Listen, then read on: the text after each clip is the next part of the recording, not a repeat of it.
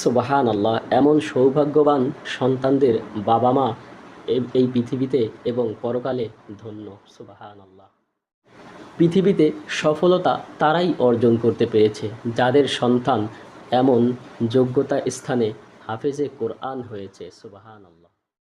পৃথিবীতে সফলতা তারাই অর্জন করেছে যাদের সন্তানেরা এমন সৌভাগ্যবান ব্যক্তি হয়েছে এবং কোরআনের হাফেজ হয়েছে। সুবাহান আল্লাহ। আসসালামু আলাইকুম রহমতুল্লাহ। প্রিয় বন্ধুরা, এই সমস্ত সন্তানদের বাবা মাকে আমার পক্ষ থেকে হাজারো লক্ষ সালাম। সুবাহান আল্লাহ।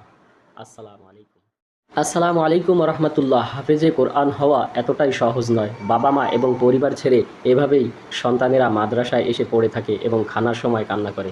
সুবাহান আল্লাহ। ভিডিওটি লাইক দিবেন এবং শেয়ার করে সবাইকে দেখার সুযোগ করে দিন। মাদ্রাসাতে দাও বাবা মা তোমাদের সন্তান, কোরআন হাদিস শিখে হবে সাজ্জা মুসলমান।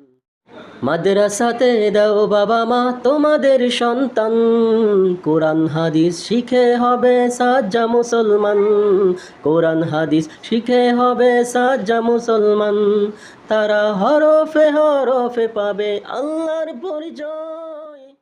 আসসালামু আলাইকুম রহমতুল্লাহ। যেই কাজে পরিশ্রম বেশি সেই কাজে সফল হতে পারলে তার মূল্যও বেশি। তাই কোরআনের হাফেজদের পরিশ্রম একটু বেশি হলেও এহকাল এবং পরকালে তারাই হবে সফল কামিয়াব। সুবহানাল্লাহ। পৃথিবীতে যাদের সন্তান হাফেজ হয়েছে আলহামদুলিল্লাহ, ওই বাবা মা ধন্য। কিয়ামতের মাঠে সবাই থাকবে যখন ভীতু, হাফেজদের বাবা মা তখন হবে সম্মানিত। আল্লাহ পাক রব্বুল আলামিন যাদের ঘরে এমন কোরআনের পাখি দান করেছেন তারা সব সময় আলহামদুলিল্লাহ বলতে থাকুন, কেননা এমন কোরআনের পাখি সবার নসিবে জুটে না এবং সবাইকে আল্লাহ দান করেন না। সুবহানাল্লাহ। হলুদ দুটি জোড়া পাখি, তাদের ভিতরে কতটাই মোহাব্বত। সুবহানাল্লাহ। এমন মোহাব্বত মানুষের ভিতরেও পয়দা করে দেন। সুবহানাল্লাহ। আল্লাহ পাক রব্বুল আলামিন মানুষ জাতির মতোই পাখি জাতিকেও বানিয়েছেন এবং তাদেরকে অন্যতম একটি সুন্দর কৌশল দিয়েছেন যেটা তারা উড়তে পারে। পৃথিবীতে পাখি এবং ফুলকে আল্লাহ পাক রব্বুল আলামিন অনেক সুন্দর করে বানিয়েছেন। সুবহানাল্লাহ। আল্লাহর সৃষ্টি বলে কথা। মানুষকে ঠকিয়ে কখনোই জিততে যাবেন না, তবেই আল্লাহ আপনাকে ঠকিয়ে দিবেন। আর আপনি যদি মানুষকে জিতিয়ে নিজে ঠকে যান তবে ইনশাআল্লাহ আল্লাহ আপনাকে একদিক থেকে না আরেক দিক থেকে জিতিয়ে দিবেন। এটাই বাস্তবতা।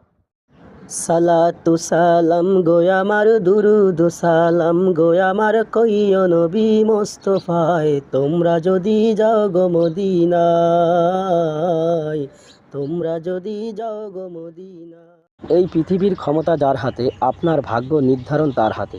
তাই তার কাছেই প্রার্থনা করুন, মানুষের দ্বারে দ্বারে নয়।